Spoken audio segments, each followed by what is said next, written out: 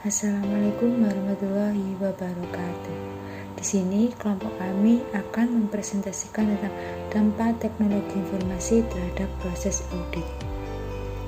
Perkenalkan, nama saya Hera Rina Safira dengan NIM 001 dan teman saya Nur Isneni Rahayu Nitias dengan NIM 043 dan Muhammad Ilham Afif dengan NIM 011.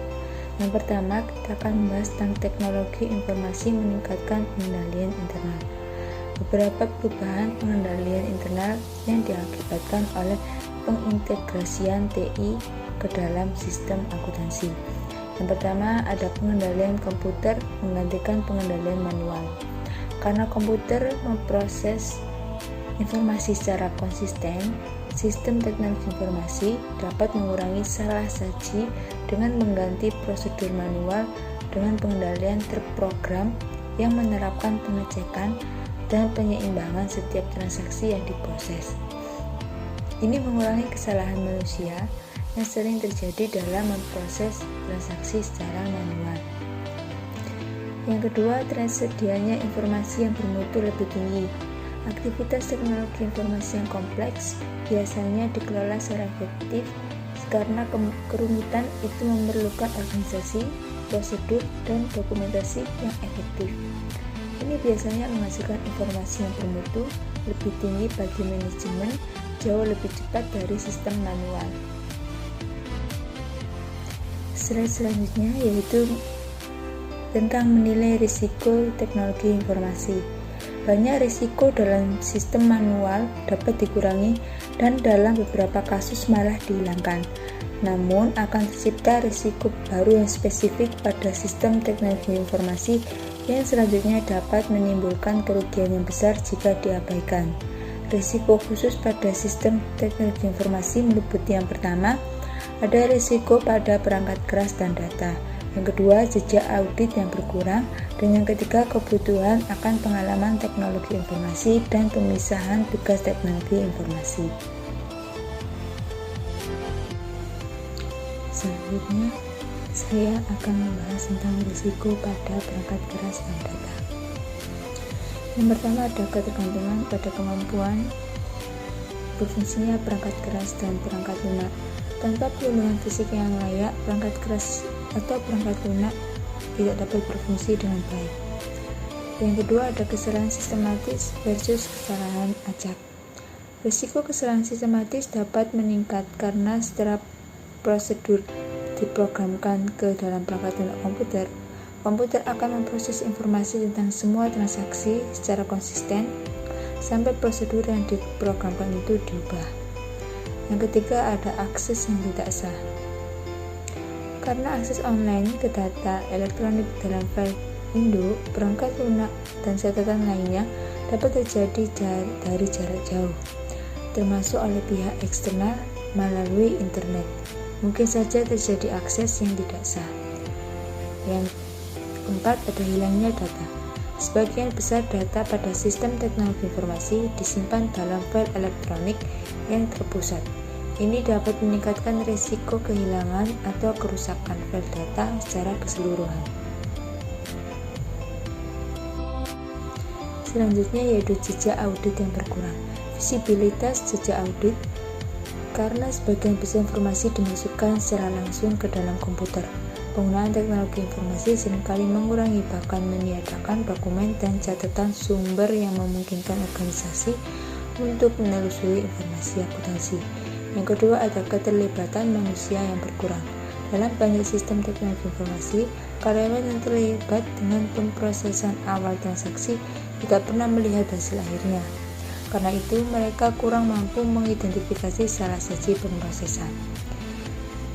Yang ketiga, ada tidak adanya otorisasi tradisional. Sistem teknologi informasi yang sangat canggih sering memprakarsai jenis transaksi secara otomatis. Karena itu, otorisasi yang tepat bergantung pada prosedur perangkat lunak dan keakuratan file induk yang digunakan untuk membuat keputusan otorisasi. Selanjutnya ada kebutuhan akan pengalaman teknologi informasi dan pemisahan tugas. Yang pertama, pemisahan tugas yang berkurang. Apabila organisasi beralih dari sistem manual ke sistem komputerisasi, komputer akan melaksanakan banyak tugas-tugas yang secara tradisional dipisahkan, seperti autorisasi dan pembukuan. Yang kedua, ada kebutuhan akan pengalaman teknologi informasi.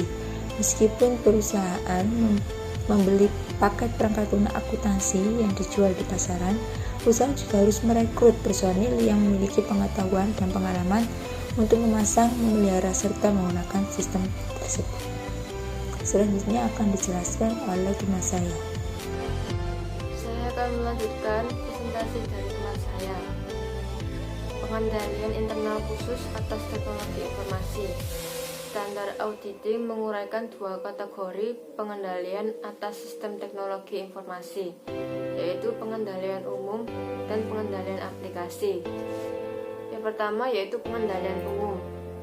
Pengendalian umum ini diterapkan pada semua aspek dalam fungsi teknologi informasi, termasuk pengaturan teknologi informasi, pemisahan tugas-tugas teknologi informasi, pengembang sistem, pengamanan fisik dan online terhadap akses pada perangkat lunak, perangkat keras, dan data terkait, rencana cadangan dan kontingensi jika terjadi kondisi darurat yang tidak diperkirakan sebelumnya, dan pengendalian perangkat keras.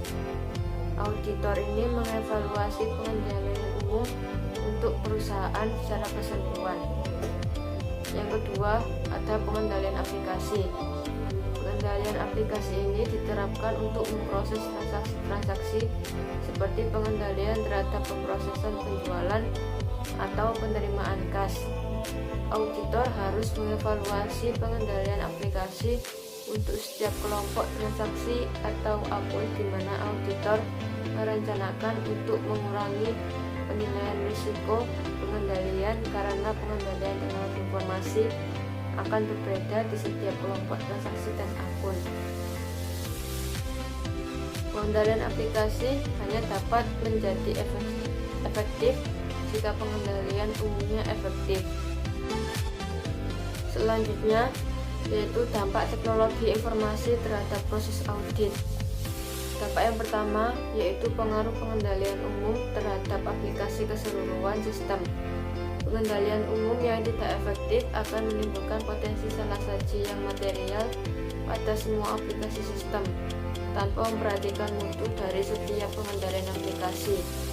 Sebagai contoh, jika tugas-tugas teknologi informasi tidak dipisahkan secara memadai, auditor harus memperhatikan adanya program perangkat lunak yang tidak diotorisasi atau perubahan file data yang dapat menimbulkan transaksi fiktif atau data yang tidak diotorisasi dan penghilangan akun-akun seperti penjualan, pembelian, dan gaji. Dampak yang kedua yaitu pengaruh pengendalian umum terhadap perubahan perangkat lunak. Jika klien mengganti perangkat lunak aplikasi, hal itu akan mempengaruhi ketergantungan auditor pada pengendalian yang terotomatisasi. Ketika klien mengganti perangkat lunak, auditor harus mengevaluasi apakah diperlukan pengujian tambahan. Dampak yang ketiga yaitu memahami pengendalian umum klien. Biasanya auditor memperoleh informasi tentang pengendalian umum dan aplikasi melalui cara-cara berikut. Cara yang pertama yaitu wawancara dengan personil teknologi informasi dan para pemakai kunci. Cara yang kedua yaitu memeriksa dokumentasi sistem seperti bahkan arus, manual pemakai, permintaan perubahan program, dan hasil pengujian. Cara yang ketiga yaitu mereview kuesioner terinci yang diselesaikan oleh staf teknologi informasi. Dampak yang keempat yaitu mengaitkan pengendalian teknologi informasi dengan tujuan audit yang berkaitan dengan transaksi. Dampak yang kelima yaitu pengaruh pengendalian teknologi informasi terhadap pengujian substantif. Setelah mengidentifikasi pengendalian aplikasi khusus yang dapat digunakan untuk mengurangi risiko pengendalian, auditor lalu mengurangi pengujian substantif. Karena pengendalian aplikasi yang terotomatisasi bersifat sistematis, Hal itu akan memungkinkan auditor mengurangi ukuran sampel yang digunakan untuk menguji pengendalian tersebut, baik dalam audit laporan keuangan maupun audit pengendalian internal atas pelaporan keuangan. Banyak organisasi seringkali sangat bergantung pada mikrokomputer untuk melakukan fungsi-fungsi sistem akuntansi. Penggunaan mikrokomputer dapat menimbulkan beberapa pertimbangan audit, antara lain ketergantungan yang terbatas pada pengendalian yang terotomatisasi. Yang kedua, akses ke file induk. Yang ketiga, risiko virus komputer. Slide selanjutnya yaitu membahas 3 pendekatan pengujian yang digunakan oleh auditor ketika mengaudit melalui komputer, yaitu yang pertama, pendekatan data pengujian. Dalam pendekatan ini, auditor memproses data pengujiannya sendiri dengan menggunakan sistem komputer klien dan program aplikasi untuk menentukan apakah pengendalian yang terotomatisasi memproses dengan tepat data pengujian itu. Pendekatan ini memiliki 3 pertimbangan utama, yaitu pertimbangan yang pertama, data pengujian harus mencakup semua kondisi yang relevan yang ingin diuji auditor. Pertimbangan kedua, yaitu program aplikasi yang diuji oleh data pengujian auditor harus sama dengan yang digunakan klien selama tahun berjalan.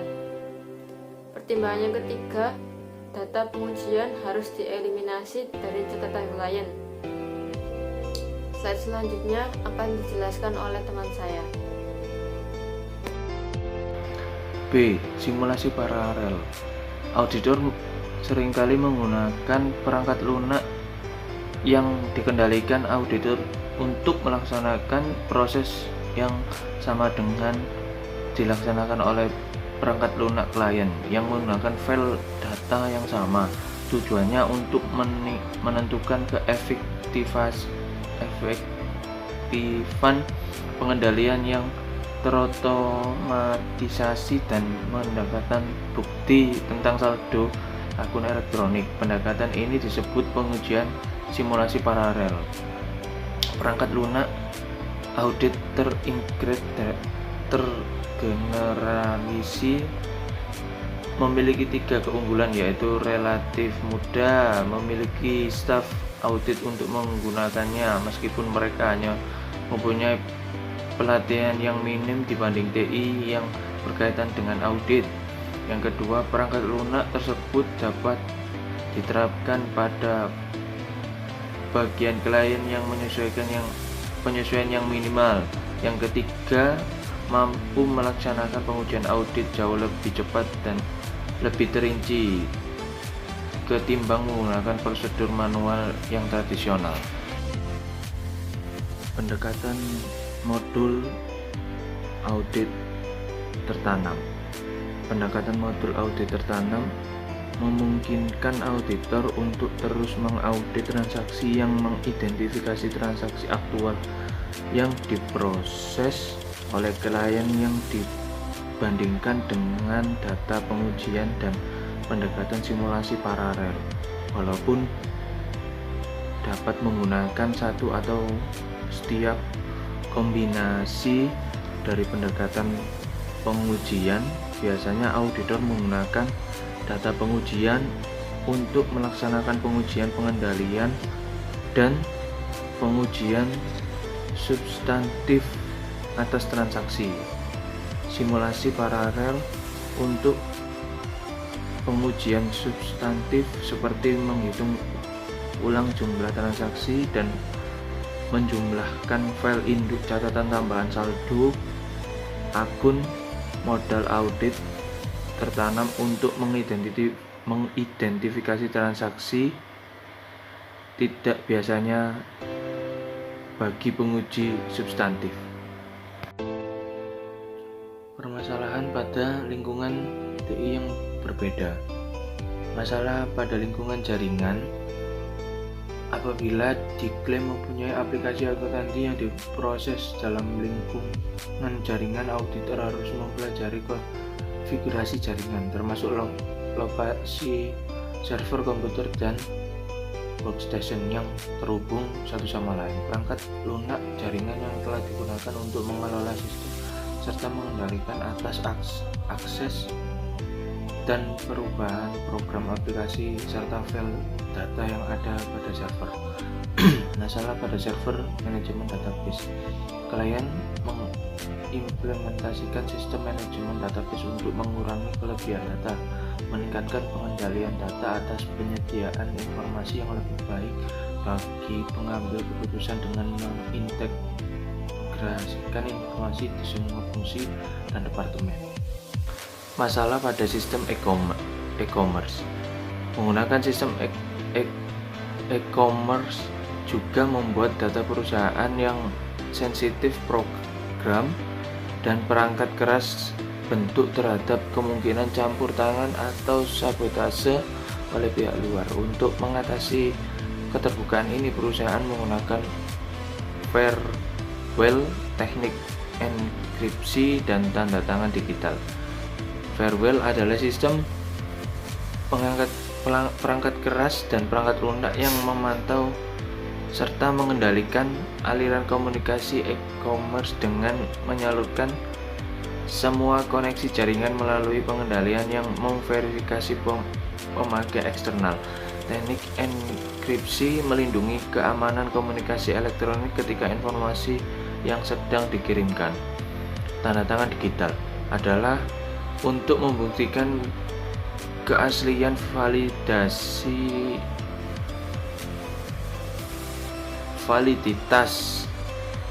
utama mitra dengan menggunakan bisnis secara elektronik. Masalah yang timbul ketika klien mengoutsource TI. Banyak klien yang mengoutsource beberapa semua kebutuhan TI-nya kepada pusat pelayanan komputer yang independen, termasuk penyedia jasa aplikasi dan bukan penyelenggara pusat TI internal. Perusahaan juga mengoutsource sistem e-commerce yang-nya kepada penyedia jasa web internal dalam memahami pengendalian internal dalam sistem outsource. Auditor menghadapi kesulitan yang memahami pengendalian internal klien dalam situasi tersebut karena banyaknya pengendalian yang ada di pusat jasa, dan auditor tidak mengasumsikan bahwa pengendalian itu menandai hanya karena pusat jasa tersebut merupakan perusahaan independen. Sekian dari kelompok kami, kurang lebihnya kami mohon maaf. Assalamualaikum warahmatullahi wabarakatuh.